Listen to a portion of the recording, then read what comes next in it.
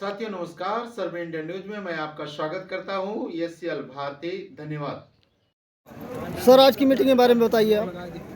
देखिए, बहुजन समाज पार्टी की राष्ट्रीय अध्यक्ष मान्या बहन जी के निर्देश पर बहुजन समाज पार्टी की कैडर बेस्ड पार्टी है।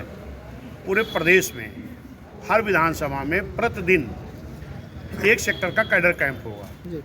उसी की तैयारी के लिए आज यह बैठक बुलाई गई और उसमें हमारे मंडल के, जिले के, विधानसभा के सभी जिम्मेदार साथी, जैसे एक सेक्टर हमारा 10 बूथों का है जी।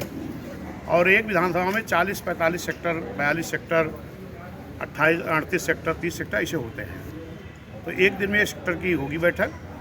और उत्तर प्रदेश में 403 विधानसभा है। अगर हर विधानसभा में एक कैडर कैंप होगा तो प्रतिदिन 403 विधानसभाओं में कैडर कैंप होगा।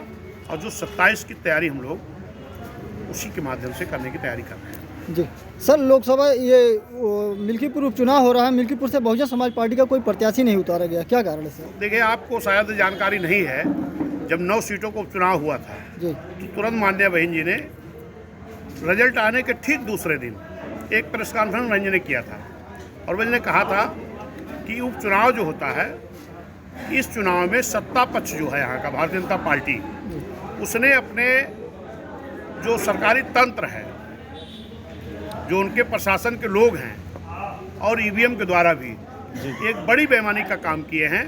और जिस बात की हम लोग शिकायत करते रह गए लेकिन कहीं सुनवाई नहीं हुई।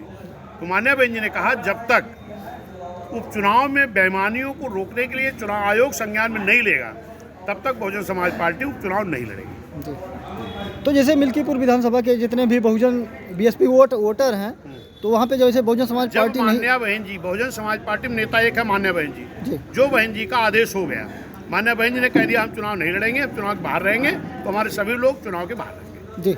अगर इस विषय में अगर बातचीत किया जाए कि वहाँ पे जैसे कि वहाँ के जो बीएसपी वोटर हैं वो किसके सपोर्ट, किसके समर्थन में जाएँ, तो आप किसके भाई, आप मेरी बात समझ नहीं रहे हो पत्रकार महोदय। जी। मैं कह रहा हूँ कि जब मान्या बहन जी ने कह दिया कि उपचुनाव में सरकार के द्वारा धांधली होती है, बेईमानी होती है, अगर इसको चुनाव आयोग जब तक संज्ञान में इस बात को नहीं लेगा, तब तक हम उपचुनाव नहीं लड़ेंगे।